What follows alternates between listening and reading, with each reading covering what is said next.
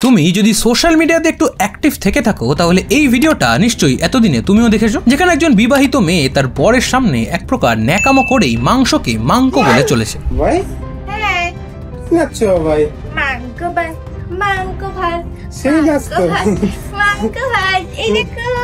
আর শুধু এটাই নয়, দিনের পর দিন তার আরো এরকমই বাচ্চাদের মতো কথা বলার ভিডিও পোস্ট করেছে তারা, আর সেগুলো বেশ ভাইরালও হয়েছে, যেগুলোকে ভালোবাসায় ক্রিঞ্জ ভিডিও ছাড়া আর কিছুই বলা চলে না। আর এবার তুমি যদি তোমার মস্তিষ্কে একটু জোর দাও তাহলে তুমিও এখানে একটা প্যাটার্ন লক্ষ্য করবে, যেখানে আমরা আগেও দেখেছি যে কিভাবে কিছু সো কল্ড বাংলা কন্টেন্ট ক্রিয়েটারও এভাবেই বিভিন্ন ক্রিঞ্জ কন্টেন্ট বানিয়ে ফেমাস হয়েছিল, এবং আজকের দিনে দাঁড়িয়ে তাদের মধ্যে কেউ কেউ নিজেদের কন্টেন্ট শিফট করে সাধু হয়েছে, কিংবা কেউ যেভাবে রাতারাতি ভাইরাল হয়েছিল সেভাবেই রাতারাতি গায়েব হয়ে গেছে। যাদের মধ্যে কয়েক বছর আগে স্যান্ডি সাহা এবং বর্তমানে ফোনপে পরোটা একে ডিজে অরুণ হলো এমন একজন ব্যক্তিত্ব যার বিভিন্ন ইন্টারভিউজ দেখলে এটা স্পষ্ট বোঝা যায় যে সে ভাইরাল হওয়ার জন্য যা কিছু বলতে বা যা কিছু করতে পারে। এই যেমন আজ থেকে কয়েকদিন আগে রোজকারের মতো তার দোকানে ভিড় করা কিছু সো কল্ড ফুড ব্লগারদের ইন্টারভিউ দিতে দিতে সে এটা বলে, বর্ধমান থেকে বলছেন, বলুন প্রমোশনের দোকানের ছবি, লোকেশন, তারিখ, এটা হোয়াটসঅ্যাপ নাম্বার, এখানে পাঠান, সমস্ত ক্রাইটেরিয়া আমি জানিয়ে দেবো আপনার এই দেখার পর। ওকে,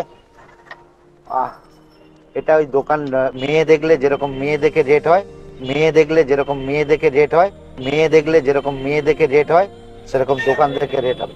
ওকে, আর তাই কিছু সো কল্ড কন্টেন্ট ক্রিয়েটারদের এরকম ক্রিঞ্জ কন্টেন্টের প্যাটার্ন দিনের পর দিন অবজার্ভ করার পর আমার মাথায় কিছু প্রশ্ন আসে যে একজন মানুষ সোশ্যাল মিডিয়ার মতো একটা ওপেন প্ল্যাটফর্মে এসে এরকম অপরাধমূলক কথাবার্তা বলছে কিভাবে, কোত্থেকে আসছে তার এত সাহস, যেখানে তারও একটা কন্যা সন্তান রয়েছে। তাহলে সোশ্যাল মিডিয়াতে একটু পরিচিতি থাকলেই যাকে তাকে যা ইচ্ছা বলে দেওয়া যায়? তাহলে কি এই পাওয়ারের কারণেই তারা যে কোনো উপায়ে ফেমাস হতে চাইছে? তাহলে এটাই কি এখন একমাত্র উপায় সাকসেসফুল কন্টেন্ট ক্রিয়েটার হওয়ার? তাহলে কি সত্যি কোয়ালিটি কন্টেন্ট ক্রিয়েটারদের কোনো জায়গায় নেই আজ বাংলা ইউটিউব কমিউনিটিতে? এই নোংরামো ব্যাপারটা না এই ওয়েস্ট বেঙ্গলেই বেশি হচ্ছে। এদের এই অসভ্যতামির জন্য বরং যারা ভদ্র সভ্য কন্টেন্ট ক্রিয়েট করছে তারা কোথাও না মাটি চাপা পড়ে যাচ্ছে। এই ছাপড়িগুলো যেন যদি থাকে না, এর ট্যালেন্টগুলো কোথাও যেন মানে মুছে যাবে, এই ট্যালেন্টগুলোকে কেউ আর দেখতে পাবে না।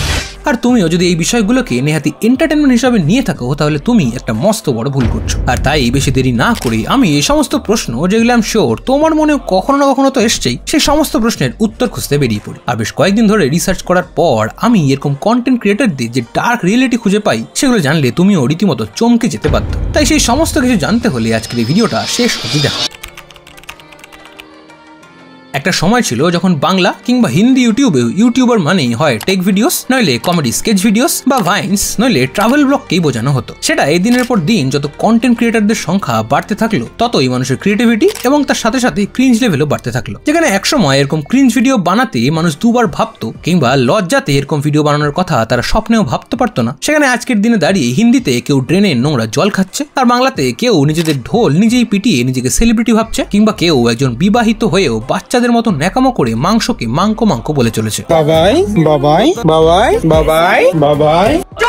আর এসব দেখার পরে তোমার আমার মতো মানুষের মুখ থেকে ইস বা কি ন্যাকামো এরকম কিছু শব্দই বেরোবে। বাট তুমি এটা জানলে অবাক হবে যে এরকম কিছু মানুষও আছে যাদের কাছে এগুলোই এন্টারটেনমেন্ট ভিডিওস হয়ে দাঁড়িয়েছে, যেখানে তারা এসব ভিডিও শেয়ার করে অন্যজনকে দেখার সুযোগ করে দেয়, নইলে সেখানে গিয়ে দু তিনটে নোংরা কমেন্ট করে নিজেকে কুল ভাবে। বাট তারা এটা কখনোই বুঝতে পারে না যে তারা এসব করার মাধ্যমেই তারা সেই ক্রিয়েটারদেরই সাহায্য করছে। হ্যাঁ জানি এখন তোমার মনে প্রশ্ন এসছে যে এসব করে আবার এরকম ক্রিয়েটারদের কিরকম ভাবে সাহায্য করছে, তাহলে চলো সেটা তোমাদের একটু বুঝিয়ে বলি। দেখো, সোশ্যাল মিডিয়াতে মানুষ মূলত দুটো কারণে কন্টেন্ট বানায়। এক, তার কন্টেন্ট বানাতে ভালো লাগে, তার কাছে এসব লাইকস, ভিউজ, সাবস্ক্রাইবার্স কিছুই ম্যাটার করে না, বা ফার্স্ট দিন থেকে টাকা কামানোটাই তার প্রধান উদ্দেশ্য নয়, কাজের মতো কাজ করে সেখান থেকে যা আসে সেটা নিয়ে তারা খুব একটা কনসার্ন নয়। আর 2 নম্বর ক্যাটাগরিতে তারা পড়ে যারা শুধুমাত্র ফেম আর টাকার জন্যই কন্টেন্ট বানায়, মানে যেখানে কোয়ালিটি কন্টেন্টের তুলনায় কন্টেন্টের মাধ্যমে ফেম আর টাকা কামানোটাই যাদের মূল উদ্দেশ্য। এই ধরো যেমন ফার্স্ট ক্যাটাগরিতে the Bong Guy, Ritwik Adhikari, wonder Munna, BMS এরা পড়ে, আর এই 2 নম্বর ক্যাটাগরিতেই পড়ে এই বাবাই বা এই ফোনপে পরোটার মতো কিছু ক্রিয়েটার, যাদের কন্টেন্ট দেখলে এটা স্পষ্ট বোঝা যায় যে এই সব কিছু তারা করছে ফেম,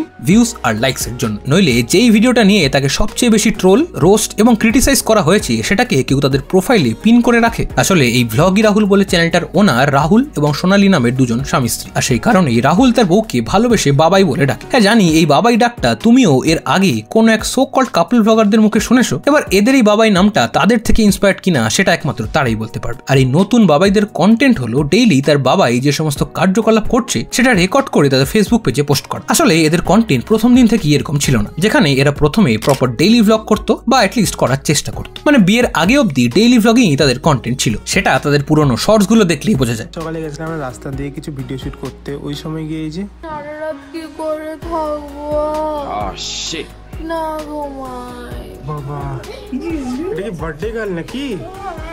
বাট বিয়ের পর একসাথে থাকার সময় থেকেই তারা এইরকম বাবাই মার্কা কন্টেন্ট পোস্ট করা চালু করে। আর তারাও এটা দেখতে পায় যেখানে নর্মাল ডেইলি ভ্লগে ভিউজই আসছে না, সেখানে বাবাই বলে ডাকা আর ভিডিও জুড়ে ন্যাকামো করলে বেশ ঠিকঠাক ভিউজই চলে আসছে। তাই এরপর থেকে বাবাই আর তার ন্যাকামো তাদের পেজের মেন কন্টেন্ট হয়ে ওঠে, যার ফলস্বরূপ 0 থেকে শুরু করে 20-25 হাজার ফলোয়ার্সও পেয়ে যায় তারা। এসব তাও মানা যাচ্ছিল। বাট এরপর তারা যেটা করে সেটা সাধারণ মানুষের সামনে আসতেই তাকে নিয়ে একের পর এক রোজ ভিডিও আসতে থাকে, যেখানে সেই বাবাই এক ভিডিওতে ন্যাকামোর সমস্ত সীমা ক্রস করে মাংস ভাতকে মাংকো ভাত বলে খুশিতে লাফাতে থাকে। ভাই হ্যাঁ নাচছো ভাই?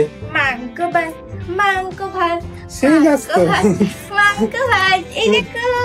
হ্যাঁ, বুঝতে পারছি যে রবিবারে দুপুরে মাংস ভাত হলে সবারই মন খুশিতে ভরে যায়, বাট তাই বলে এত ন্যাকামো 2 বছরের বাচ্চাও এত ন্যাকামো করে না। আর তার এই ভিডিওটা সাধারণ মানুষের লাইক কমেন্ট শেয়ারের মাধ্যমে বাংলা রোস্টারদের চোখেও পড়ে। আর তারপরেই একজনকে দেখা দেখি প্রায় সমস্ত রোস্টার এই নতুন বাবাইকে নিয়ে তাদের ভিডিও বানাতে শুরু করে। আর এর ফলে এই ভিডিওটা এত পরিমাণ স্প্রেড হয় যে একসময় ফেসবুক খুললেই বাবাই বাবাই আর বাবাই চলছিল পুরো ফেসবুক ফিড জুড়ে। আর এখন তোমার মনে প্রশ্ন আসতেই পারে যে হ্যাঁ, একজন স্বামী তার স্ত্রীকে আদর করে ডাকতেই পারে, একজন মেয়েও তার বরের সামনে বাচ্চাদের মতো আচরণ করতেই পারে, এটাতে সমস্যাটা কোথায়? সবাই তো এসব দেখে এন্টারটেনই হচ্ছে, তাই না? হ্যাঁ, মানছি যে একজন বর বউ একে অপরকে ভালোবেসে যা ইচ্ছা বলে ডাকতে পারে, তবে আমার মতে সমস্যাটা অন্য জায়গায়। দেখো, এতদিন ধরে আমার ভিডিওস দেখে এটা নিশ্চয়ই বুঝে গেছো যে যত বেশি ভিউজ তত বেশি টাকা। আর এই কারণেই এরকম ক্রিয়েটাররাও রোস্ট হবে জেনেও একের পর এক ভিডিও বানাতে থাকে, আর রোস্টাররাও একের পর এক রোস্ট ভিডিওস বানিয়ে তাদের অকথ্য ভাষায় পার্সোনাল অ্যাটাক করতে থাকে। বাট তুমি কি একবারও সেই মেয়েটার কথা ভেবে দেখেছো যে দিনরাত পড়াশোনা করেও একটা চাকরির জন্য রাস্তায় দিনের পর দিন ধরে পড়ে আসে? কিংবা ভেবেছো সেই মেয়েটার কথা যে কিনা শ্বশুর বাড়ি আর বাপের বাড়ি দুজনকেই খুশি করতে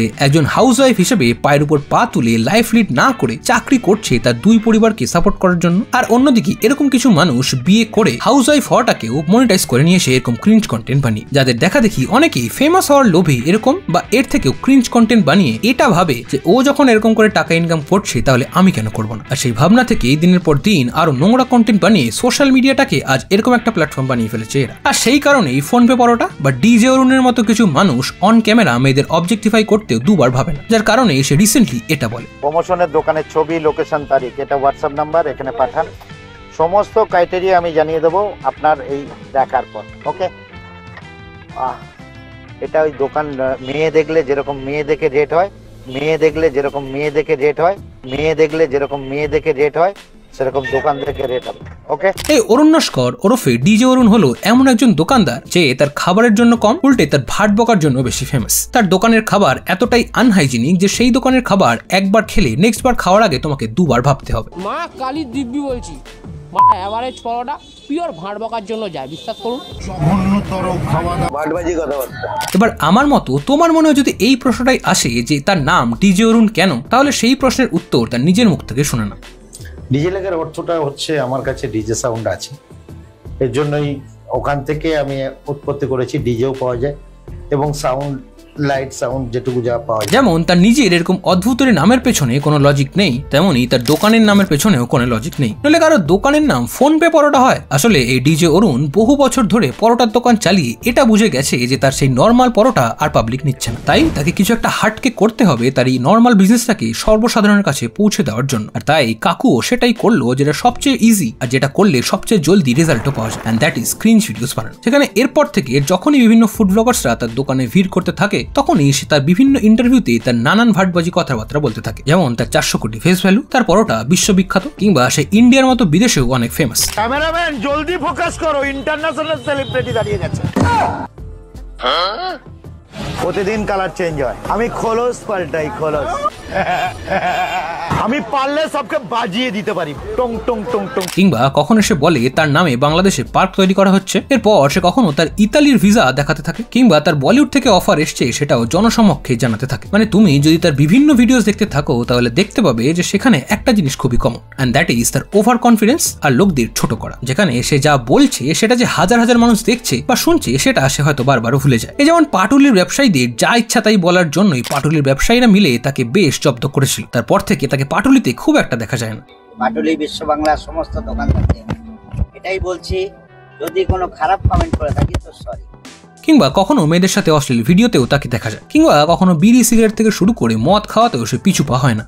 শুধু এটাই নয়, এই লোককে আমি অন্য ভিডিওতেও অন ক্যামেরা মদ সিগারেট খেতে দেখেছি এবং লোকজনকে খারাপ কথা বলতে দেখেছি, পাতি বাংলায় যাকে খিস্তি করা বলা হয়। কিংবা কখনো কোনো উদ্বোধনী অনুষ্ঠানে গিয়ে পুলিশের সাথেও বচসায় জড়িয়ে পড়তে দেখা যায় তাকে। এসব অবধি সবই ঠিক ছিল, বাট পাবলিকের মাথা তখন গরম হয় যখন রিসেন্টলি সে তার এক ইন্টারভিউতে মেয়েদের নিয়ে এক জঘন্য মন্তব্য করে। বাট তুমি এটা জানলে অবাক হবে যে তার নিজেরও একটা কন্যা সন্তান রয়েছে, তাহলে তা সত্ত্বেও এটা কি করে বলে? সে মানছি যে সবকিছুই ভাইরাল হওয়ার জন্যই করে, আর এটা জেনেও করে যে কিছু একটা এরকম বললে বা করলে তার ভিডিও ভাইরাল হবে এবং আলটিমেটলি সেখান থেকেও সে পরিচিতি পাবে। বাট তাই বলে সে যেটা বলছে সেটা আইনত অপরাধ এবং যার জন্য তার জেল ও জরিমানা হতে পারে। আসলে আমার মতে এই সমস্ত বাংলা রোস্টারদের এরকম অকথ্য ভাষায় বানানো ভিডিও যেখানে তারাও যাকে যা ইচ্ছা বলে দিতে পারে, সেরকম ভিডিও যখন ভাইরাল হয় তখন ডিজে অরুণের মতো ক্রিয়েটাররাও ভাবে যে ওরা যখন এরকম ভিডিও বানিয়ে ভিউজ পাচ্ছে তাহলে আমি কেন বলবো না। মানে একজনের দেখা দেখি আরেকজন করেই চলেছে ব্যাপারটা। এবার যদি ডিজে অরুণের দেখা দেখি যদি অন্য একজন সোশ্যাল মিডিয়ার সো কল্ড ক্রিয়েটার থেকে এরকম কিছু শুনতে পাও তাহলে খুব একটা অবাক হয় না, কারণ তুমি যেটাকে এন্টারটেনমেন্ট ভিডিওস হিসেবে দেখে উড়িয়ে দাও সেটাকেই কিছু কিছু মানুষ তাদের কাজের ভ্যালিডেশন হিসেবেও নিয়ে নেয় এবং পরবর্তীকালে আরো জঘন্য কাজ করতে থাকে, যার কারণেই আমাদের এই পিতৃতান্ত্রিক সমাজে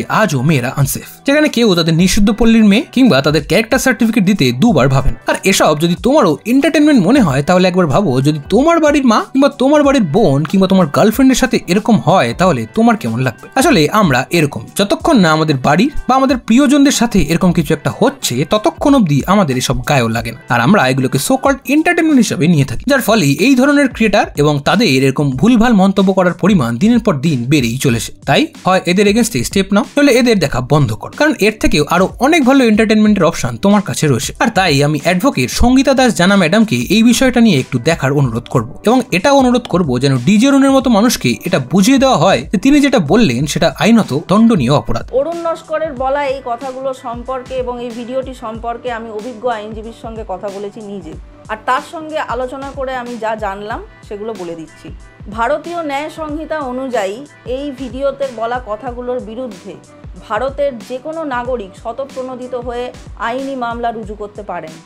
উনি যে কথা বলেছেন তা অপরাধমূলক এবং নিম্ন রুচির, এবং সেই কথাকেই ভিত্তি করে তার বিরুদ্ধে যদি মামলা রুজু করা হয় তবে তার শাস্তি স্বরূপ তার জেল ও জরিমানা 2 হতে পারে। আজ এরকম বলে ছাড় পেয়ে গেলে হয়তো কাল আরো জঘন্য কিছু বলার সাহসও পেয়ে যাবে সে। এই বিষয়ে তোমার কি মতামত সেটা কমেন্ট বক্সে জানি। আর ভিডিওটা ভালো লাগলে এই ভিডিওটা লাইক শেয়ার করার পাশাপাশি ইউটিউবের নতুন ফিচার হাইপও দিয়ে দিও, তাহলে আমার এই ভিডিওটা আরো মানুষের কাছে পৌঁছে যাবে। আর এই চ্যানেলটা সাবস্ক্রাইব করার পাশাপাশি যেমন নতুন চ্যানেলটা সাবস্ক্রাইব করে দিও, কারণ ওই চ্যানেলে 500 সাবস্ক্রাইবার হলেই সেখানে প্রথম ভিডিও আসবে। আর আজকের এই ভিডিওটা দেখে যদি তোমার মনে হয় যে বাংলাতে শুধু এরকম লোকই আছে যারা এরকম ক্রিঞ্জ কন্টেন্ট বানিয়ে ফেমাস হয়েছে, তাহলে তোমার ভুল ধারণা ভাঙানোর জন্যই আমি এই ভিডিওটা বানিয়েছি, যেখানে আমি বাংলার এমন কিছু কোয়ালিটি কমেডি ক্রিয়েটরের কথা বলেছি যারা এরকম কোয়ালিটি কন্টেন্ট বানিয়ে অনেক ফেমাস হয়েছে। তাই সেটা দেখতে হলে এখানে ক্লিক করে চলে আসো, তোমার সাথে আমার দেখা হবে ওখানে। টাটা।